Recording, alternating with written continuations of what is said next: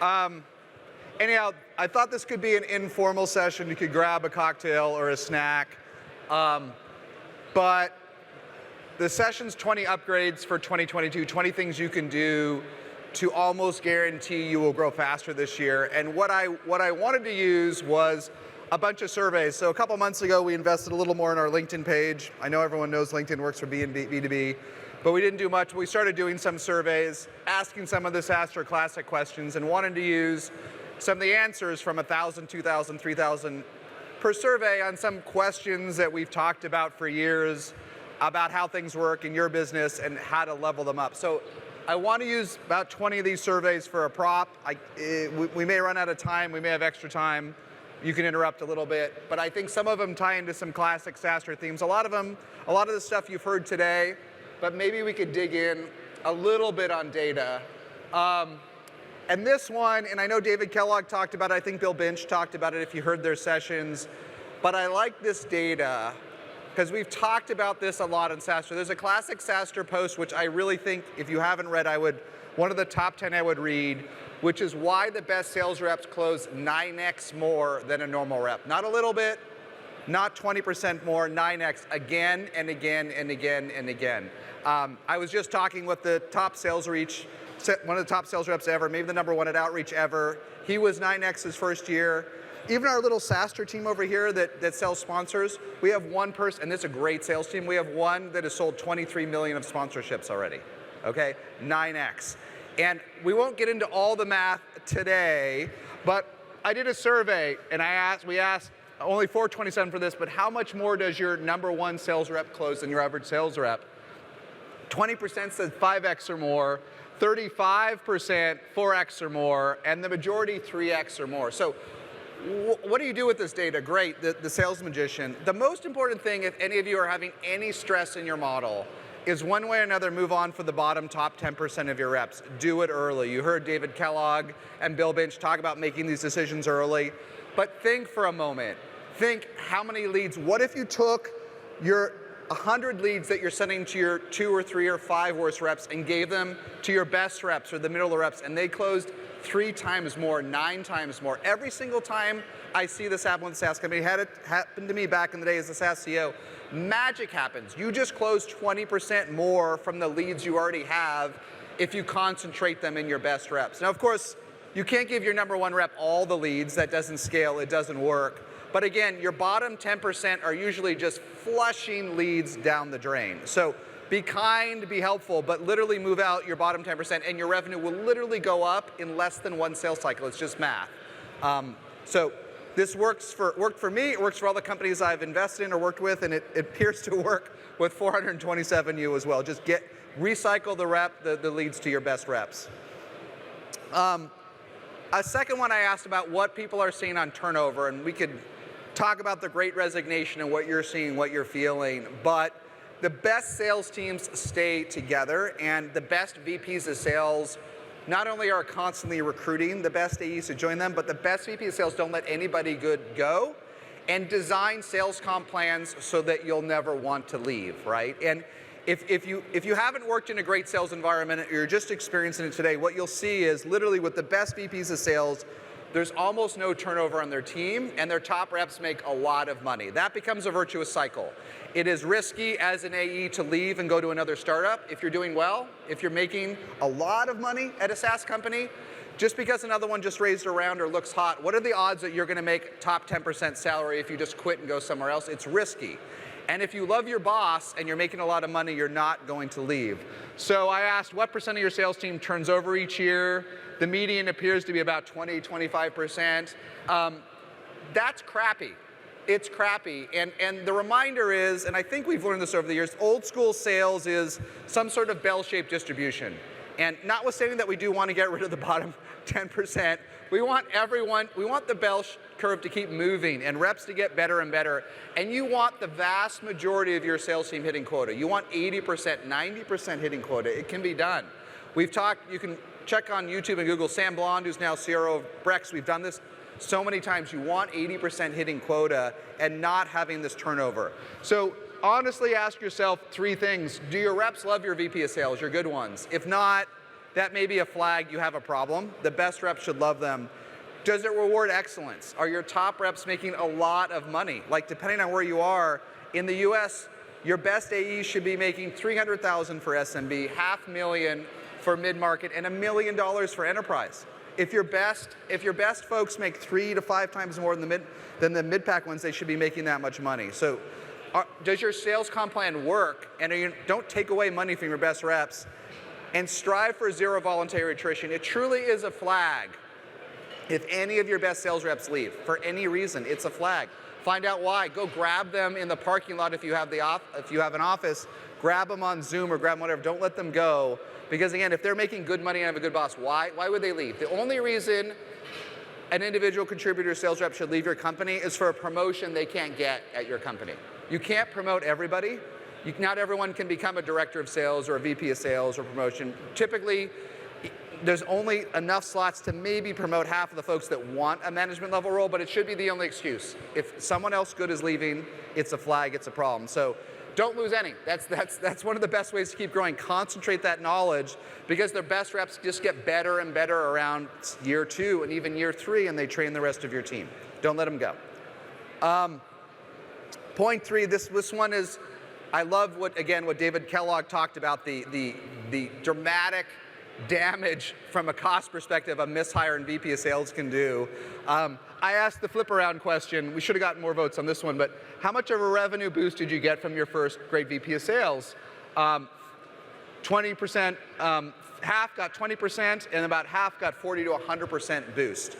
And maybe the number one tactical thing you can do is concentrate leads in your better reps.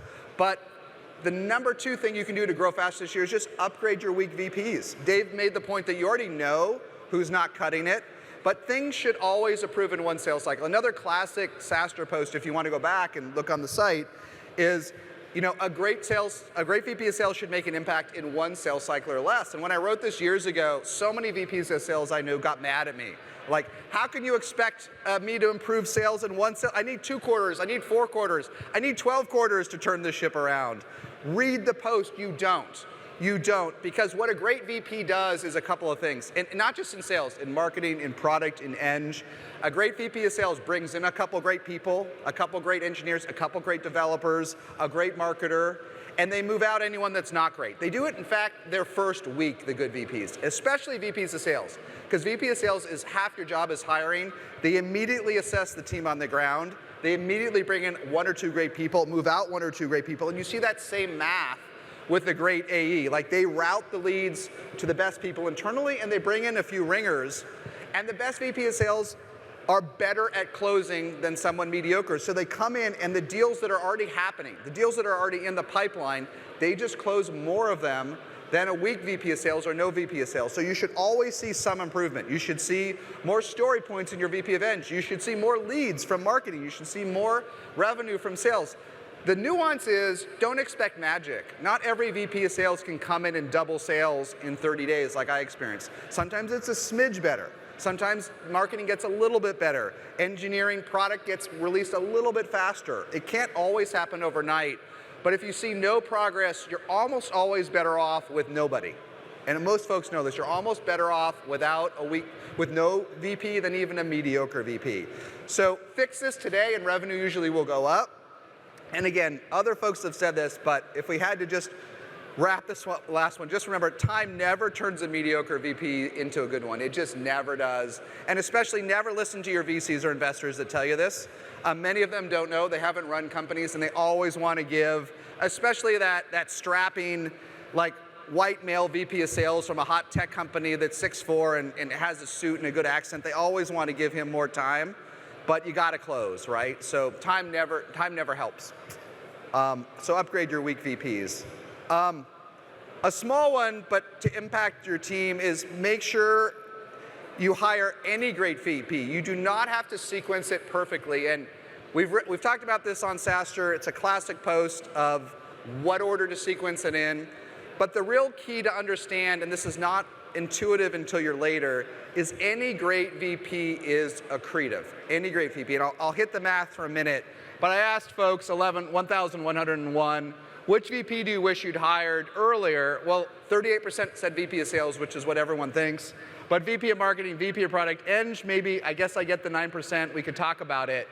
But they're all accretive. And we've talked about this on SaaStr, but just to tie to the poll, a great VP of sales is at least going to increase sales 20% in a sales cycle. A great VP of marketing is going to bring in more leads than they cost, bring in more pipeline. You'll immediately see a boost, at least in somewhere in the pipe. A VP of product, most folks here probably have not hired a great VP of product before. I see too many people wait. But your product by 5, 6 million in revenue, sometimes earlier, it gets complicated. You have a lot of workflows, you have a lot of use cases, you have a lot of customer demands, and I see too often the CEO or the CEO and the CTO hacking the roadmap.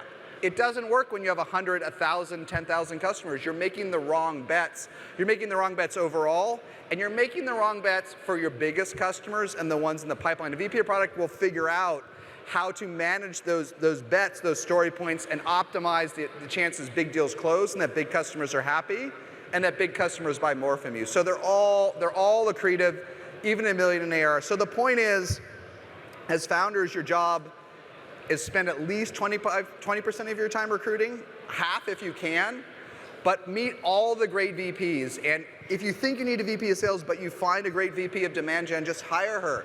If you think you need a great VP of product, but you find an amazing VP of eng that your CTO loves, just hire her. They're all accretive. If you hire an amazing VP of engineering, and let's say you're doing 100K deals, and you're able to close 2 more amazing customers because you hired a great VP of eng, I mean, more than pays for herself in a quarter or two. So don't wait. Don't try to perfectly sequence your VPs. If you want to close more this year, hire any great one. They're all accretive. Okay, another one that people give you crappy advice on, especially your VCs and investors. A VP, especially VP of sales, but any VP, you have to bring in good folks. You have to bring in good folks. And when I'm interviewing any VP candidates, engineering, marketing, but especially sales, there's a few trick Columbo questions I ask. I never ask tough questions. I always ask simple questions, layups, but I ask, okay, who are you going to bring with you if you join this startup? Bob, Diane, great. Okay, what are their backgrounds? Are you sure they're going to come with them? Go talk to Bob and Diane. It's okay. If she's going to bring Bob and Diane with her, they've known each other for years. They're already grooming them to come. It's okay to go talk to them. If you hear a VP of sales, or really any VP candidate say, I don't know anyone, but I'm going to hire a bunch of recruiters, like don't hire, that's not a VP. It's not a VP. And this is a mistake again and again. So I asked 1,217 people, how long do you give a VP to bring in a few good hires? Most of you failed this test. The correct answer is day 0. It's always day 0. And 2/3 of you said a quarter or 2. It never works. VPs don't have time. Any VP role is 50% recruiting, especially engineering and sales. And again, I've got to tell you, I've never seen a single VP of sales succeed that didn't bring in 1 or 2 good people with them immediately when they joined. Never seen it, not once. Could be a good individual contributor, could be a good placeholder, but it's not the job. Okay, next one. This is kind of a more recent issue that I've realized that's dawned on me. It's not brand new, but this is one of the best ways to level up right now this year, is to make sure you focus as much on logo retention as NRR, right? Years ago when SaaStr started, SaaStr's 10, we were just learning about the power of NRR. We didn't even really know. And now if you look at all the companies that have gone public, and you can read it on our 5 Interesting Learning series, everyone's got it. Datadog, we talked about it this morning, $400 million in revenue, growing over 70%, 130% NRR. All these NRR numbers are great. Snowflake's like 170%, but here's what I've learned. High NRR companies are friggin' lazy, especially their customer success teams. And I wrote a post just recently about how customer success teams at higher NRR companies are lazy, and all the CS people flamed me on LinkedIn. 1,000 people said I was wrong, but I'm right. I've recently interviewed over 70 CS ICs. I usually interview Ps 70. They're so lazy in these higher NRR environments. Now, when you interview someone out of B2C or a high churn or SMB environment that's got 80% retention, 85%, they hustle, okay? They work hard. They're judged every hour, every day when you see that churn happening. But goodness gracious, when you walk into work and your companies buy 140% of your API, they're lazy, lazy, lazy, lazy. And I've asked so many CSMs that are more mid-market or enterprise, how often do you do QBRs, right? I don't know if it's in here. Like, well, it's quarterly, but how many do you, I did one last quarter. Oh, they don't show up, they don't do anything. That's lazy. It's lazy, it's lazy, it's lazy. And, okay, so we could talk about that point to learn. How do you cure a little bit of this laziness in a high NRR environment? You gotta track logo churn. You gotta track it relentlessly. Because if you don't, and you lose a couple of high-profile customers, and you lose Notion and ChargeBee and Asana, who's here, but your NRR is still high. No one gets bent out of shape. Oh my gosh, we lost Asana. I mean, who wants to lose Asana? That's death. But if your other customers are growing enough, no one cares. But if you say, look, we need 90% logo retention or 95, and you talk about that every day, every week, and it's just as important in revenue ops and CS as NRR, people's behavior will change. People will have to be accountable for every logo they lost. And really, every logo, every customer you lose in SaaS is sort of a failure. Someone failed. Sales oversold it, your product let them down, or CS let them down. No one buys SaaS products for fun. It's not fun to deploy, test, and roll out a SaaS app in your company. And every single time they churn, you have failed a customer. And you're going to fail a few times, but focus on logo retention as much as NRR, and you will watch magic happen. Things will happen much better. Don't let CS cruise, because it's gotten endemic. Okay, next point in terms of 20 ways to do better in 2022, and this is some old SaaStr stuff on how to raise pricing. But I asked folks, how much have you raised price on your product this year at all? I was a little surprised. Obviously, we're in a weird inflationary world. Things have changed. But 60% of you have raised prices this year, right? And what I have found on the first point with companies I worked with and talked is there's a lot more elasticity in pricing for most SaaS products than I ever thought. I sweated this as a bullet as a founder, and then I sweated this since.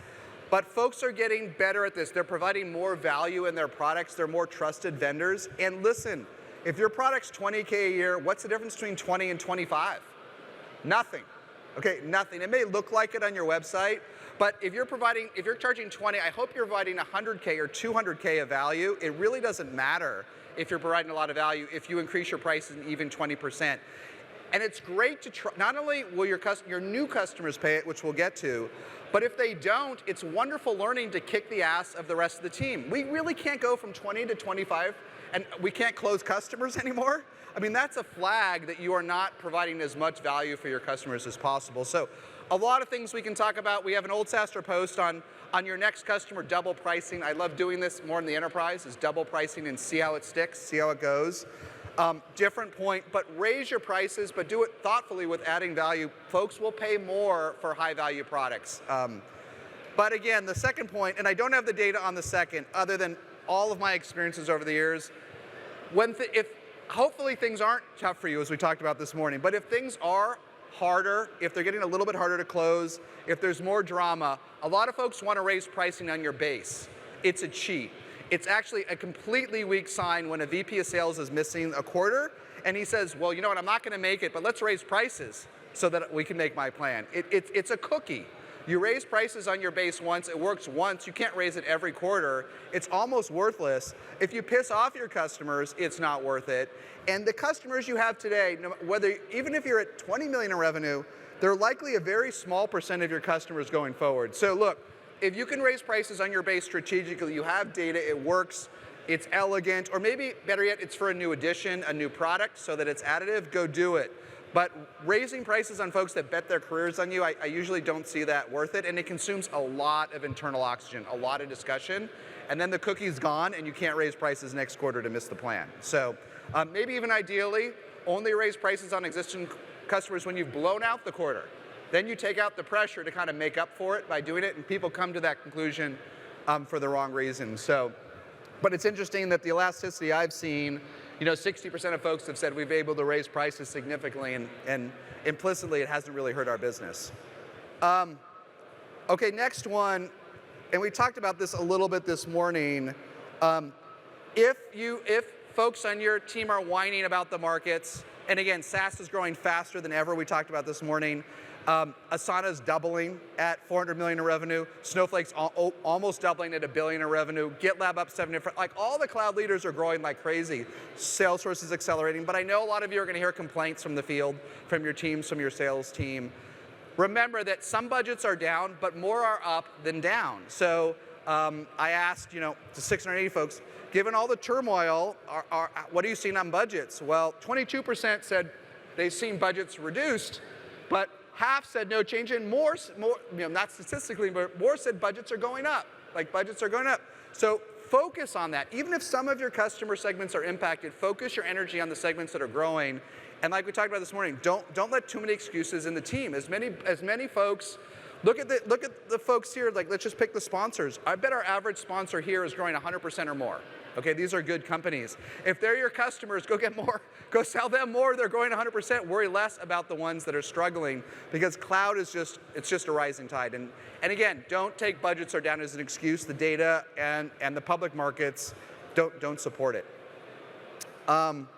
Maybe just this one quickly. We hit it earlier, but I asked. I'm a big fan of variable comp for everybody, but you got to get the KPI right. So I just asked how much of your VP of sales realized comp is variable. It was interesting to me that only out of over 2,000 votes, only 13% said more than 50%, although very few had almost no variable comp. I did an old SaaStr post that a lot of folks have used for a 50-50-25 plan. I think it works well today if you can pull it off, which is half your head of sales comp is base, half is tied to hitting the plan for the year, and then 25% for blowing out the plan. I still like 50-50, it still works. It's worked 10 years ago, it worked 5 years ago, it works this year. But whatever you do, now is the time. We're in the middle of the year, coming to the middle of the year. Revisit your variable comp plans. Boy, if you get them wrong, it really incents behavior, and only one KPI matters. Do we have the right one for CS? Do you want to incent logo retention? Are you really incenting QBRs? Are you really incenting driving NPS and NRR up? Do you have the right incentives for sales? I was recently talking with an amazing sales leader, but she was coming out of a really big company. She wanted 95% base, 5% variable. Like, we'll see how that one plays out. I don't think it's going to play out that well. Like, pay more for more performance and less for weak performance. But my real point is, sometimes we set up these variable comp plans, we think we understand them, we don't revisit them. Revisit it this summer, revisit it now, tweak them so you can maximize the outcome, because people really almost irrationally respond to incentives here, and they don't do anything else other than the number 1 or number 2 KPI they have that they're getting paid out on. Okay, next one. If you read much SaaStr, I've just become religious on this, as I've realized. We talked about the lazy CSMs earlier that don't do the QBRs and coast. Man, the last 2 years, everyone lowered the bar in hiring, and I'm talking to so many sales reps today that have no idea how their product works they sell, and no one can demo it or understand it. Everyone wants to bring in SEs, someone else to demo the product. I almost want to blow my brains out. But so I asked 1,149 folks, does your sales team really understand the product? It gets worse on another slide. Only 46% said their sales team's as expert as their customers. Just like, think about that for a moment. And listen to the Gong and Chorus calls and Zooms and others, we'll get to it. But honestly, move on from any sale. Until your brand is so big your product sells yourself, move on from reps that can't sell your product. Move on from folks that send embarrassing emails and send dumb answers. Move on from them. And Dave Kellogg flipped it around this morning. He said, you want a VP of sales that will go into that meeting for you and be an ambassador for your product. You need every rep to be an ambassador for your product. And so spend more time here. Not only move out the bottom 10% of your sales team, but either train them better, hire better people, but they need to be experts. Like, we are all smart. The average SaaS company is one of 200 B2B apps deployed in their org. 200. So if your customers have 200 apps, that probably means they've evaluated 2,000. Like, they deserve an expert. They are not novices for SaaS. They deserve their 10 questions answered very thoughtfully. They deserve a demo. They deserve whatever they get. They've earned it. We're all experts, and so this is just shocking. And just 2 more points on this, and we'll come back to it. You got to read the emails. You got to listen to the calls. And so I asked, how many of you really read your sales reps' emails and calls and Zooms? It was a little bit better. 20% don't read any emails or listen to any gongs or watch any Zooms. Only 40% do it for all reps. And Look, all I can tell the founders here is if you don't do this, your sales team is worse than you think, unless they're crushing it. Unless they're crushing it. I invested in a company that just crossed 10 million in revenue, almost bootstrapped, brought in a VP of sales, and then everything just slowed down. And that happens. It's the company's fault as much for hiring the person. But the VP of engineering had never been in a sales call, ever. And he couldn't stand it anymore, and he went and listened to the calls. He's like, these are the worst calls I've ever heard. The VP of engineering said, I'll be the VP of sales. I couldn't believe it, and he literally was for about a month, and then the CEO took it over again. But you gotta do this. I know you're busy, but someone on the team has to be doing this. And I will tell you one thing, if your VP of sales isn't great, she or he won't be doing this well. They'll be making excuses for the team. If your VP of sales can't demo your product, if your VP of sales is not an expert in your product, there's no way they're listening to the calls and watching the Zooms and making sure the reps are good at it. It's a compounding effect, and then everybody gets just terrible at the product. So jump in as founders and make sure you're listening to a subset of calls, watching a subset of Zooms, and if they're not good, change it. Change it. I'd rather have an expert in my product that's a decent closer than an amazing closer that doesn't understand the product. They won't close anything until your brand is just mega. So this one was pretty bad. And hold on, let me see if I can find the other one. I'll flip back. Okay, sorry. Let me go back to this one, and then maybe we'll just do a few more. Okay. Another thing you can level up in 2022 is just make outbound work. Do a good job. I would say 5 years ago, maybe half of SaaS companies did outbound. I would say today it's like about 80 to 90% as near as I can tell. Outbound always works. There's a classic SaaStr post called Outbound Always Works. You can read it and walk through the math. But do fewer, better meetings. Train your SDRs. Force them to get you 15 meetings per month, and force them to generate 2 million of quota. This is kind of the magic trifecta for SDRs. And then I asked folks, how many qualified meetings do your SDRs set up per month? And you can see about half did 10 to 15 per month, and then 25% did this 15 to 20. The more SDR leaders I've talked to in the last year, the more the best SDR leaders aim for this second target. They're like, we'd like 10 to 15 qualified meetings per SDR, and the best ones can do 15 to 20. And the best ones always generate about 2 million in pipe per year. So don't throw 20 terrible SDRs. Don't hire some agency that doesn't know your product. Get a couple of folks working at the right targeted account, nail this down and get them more help and do fewer, better meetings. Because it always works. It always works. Take a look at, and if you don't know how to do it or it's not working, a lot of folks say outbound isn't working for me. Like, we tried, it's not working. Well, I ask a simple question. Who's your biggest customer? Well, it's Google for 100K, okay? Well, who else like Google could buy your, why do they buy your product? Who else is like Google? Well, there's Meta, there's Snap, there's whatever. Are you talking to the right people? Have you outbounded them? Have you set up the right conversations? Maybe, I don't know, it doesn't work. Like, outbound will always work. You can always send an email to the same job function at Meta as Google and say, do you know, Google just bought this for our marketing team. It's their #1 favorite product of the year. Can I just show it to you? That best email will get opened half the time and you will get meetings if it's perfect. If you try to do targeted outbound to the same buyer. If you load up a bunch of stuff in SalesLoft or Outreach, who I love, I was an early investor in SalesLoft or Mixpacks, and you ask people for coffee, it's not gonna work, okay? It's just not gonna work. But get them more help and do it better. It always works this year. Level it up and try to set these goals. Don't just set SDRs randomly. Say, I want 10 to 15 qualified meetings per month that my A's accept and say is qualified, and I want you to generate 2 million in pipe a year, and then pay up, again, pay up when they do it. A related point I just had was I just asked, now that everyone's doing outbound, what's your ratio of SDRs to AEs?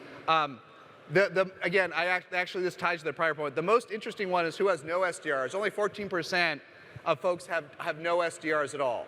So if you're forcing your AEs to do all the work themselves, we may be past the age of the full stack AE, like get them help. And then what's the ratio? It is interesting that sort of the plurality is 1 SDR to 2 AEs, so 1 person supporting 2 in a pod.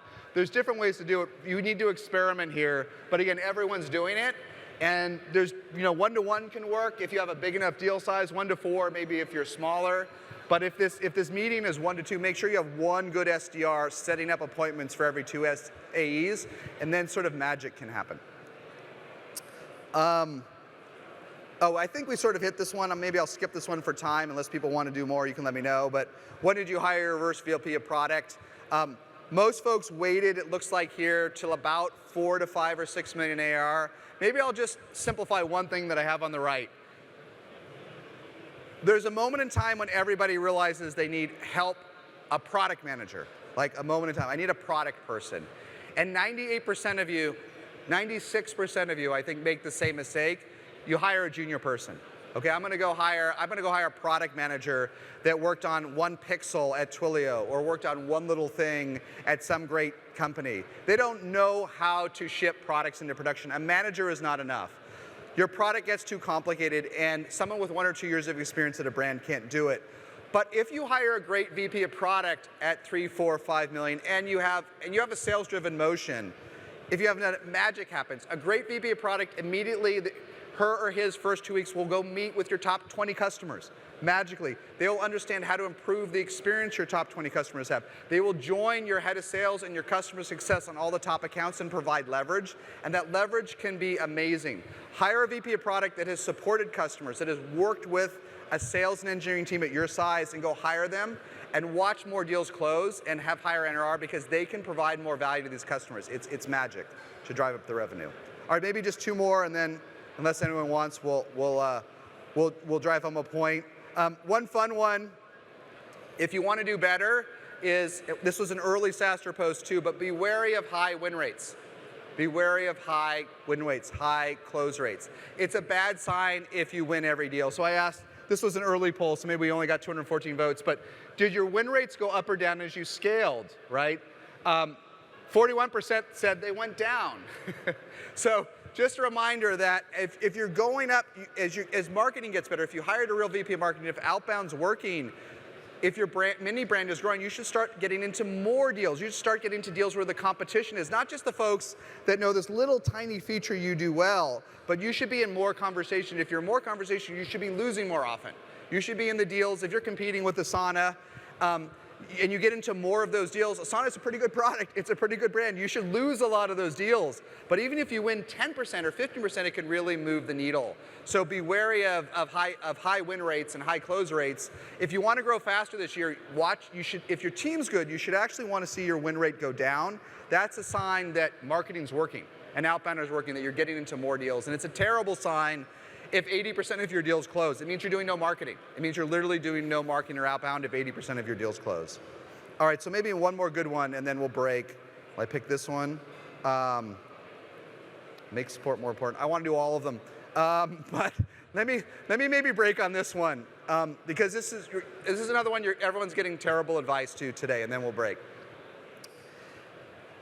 People are being more capital efficient now. They're being more thoughtful. Even though the markets are up, venture's down. Again, come to a trillion great sessions tomorrow on what's happening in venture, why the stock market compressions are making fundraising hard. But I see so many folks freezing hiring in sales. Okay, it doesn't work. It doesn't work. And let's just talk about why for a minute. But let's say you're at 4 million ARR today, and you want to get to 8 next year. So you want to double. So typically at 4 million ARR, you've been very efficient. Maybe you got there with 3 reps, and let's say you can do 500K per rep. That's pretty good. That's pretty efficient yielded, and you have 3. Well, you want to go from 4 to 8 next year. Hang with me. You have 3 reps that do 500K. That only gets you to 1.5 million. To go from 4 to 8 million in 1 year, that's 4 million at 500K attainment. You need 8 reps hitting quota. 8, not as many as you think. And to keep growing after that, you need more as you hit 8 because you want to go to 16. So you probably need a dozen. My real point is, as founders especially, we usually get this math off by at least 50%, and we end up with not enough scaled sales reps. And look, there's nothing worse than flushing your leads down the toilet with a rep that can't close. But you will, as you cross even a couple million in revenue, as you leave founder-led sales, you will need bodies that are good to hit the plan. You will need bodies. Now, if you bring on a suboptimal VP of sales, they will throw a lot of bodies and revenue won't go up. A lot of us have experienced that. That's destructive. But do the math. Look at where you'll be in 12 months. Be thoughtful about attainment. Like, your efficiency will probably go down, and just figure out how many reps you're going to need. And you can't freeze hiring and hit the plan. You can't cut your way to growth. It doesn't work. Whatever your issues are, cutting, sometimes you have to cut if you have 2 months of burn, but you can never cut your way to growth, and it especially doesn't work in sales. It takes us a little while to figure this out in SaaS, but there's no friggin' efficiencies in sales in SaaS. Like, you get engineering efficiencies. Everyone can use your same code base, but you barely get any efficiencies in sales once you hit $1 billion in ARR, and I don't think too many people here are at $1 billion in ARR. It is linear. It is linear. But a great sales reps are accretive. If a great sales rep closed 500K and she takes home 150, you've made 350. So dial that in and make sure you don't underhire, or you will never hit the plan. So I got a few more. I'll post them, but hopefully this was helpful. And thanks, everybody. Let's go have some cocktails now, and we'll do more tomorrow.